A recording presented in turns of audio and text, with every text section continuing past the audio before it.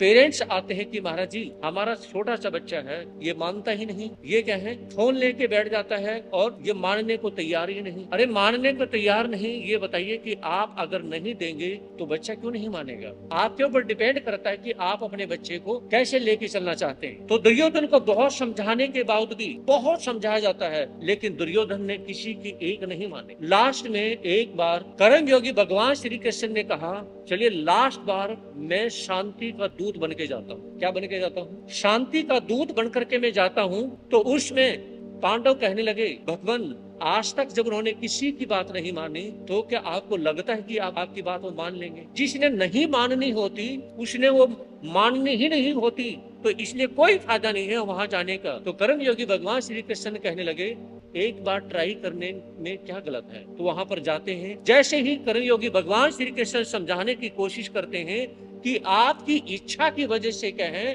पूरे यानी कि भारत देश के अंदर हाहाकार मचा हुआ है, कहीं युद्ध ना हो जाए, युद्ध ना हो जाए, इसलिए आप मेरी बात को माने। आप कहें जो पांडवों का हिस्सा है आप उनका हिस्सा उसको दे दें। उन्होंने सिर्फ 5 गांव मांगे हैं, वैसे तो उनका आधा राजपाट मिलता है, आप आधा देश उनको दें। क्या आप 5 गांव भी नहीं दे सकते? वो 5 गांव कौन से थे? सोनीपत, पानीपत, करनाल, कुरुक्षेत्र और अंबाला। एक ही लाइन के 5 गांव। ये उसमें सिटी नहीं होते थे, गांव होते थे, विलेज होते थे। कहा कि एक काम करें 5 पांडव हैं, आप उन्हें 5 गांव दे दें। तो दुर्योधन कहने लगे आपने 5 गांव मांग करके बहुत बड़ी गलती कर दी, मैं सुई के नोक जितना भी नहीं दूंगा। क्या नहीं दूंगा? सुई के नोक जितना भी नहीं दूंगा। आपने तो 5 गांव मांग लिए। तो उसमें कर्मयोगी भगवान श्री कृष्ण धृतराष्ट्र को कहने लगे कि हे धृतराष्ट्र, राजा दुर्योधन नहीं है, राजा कौन है?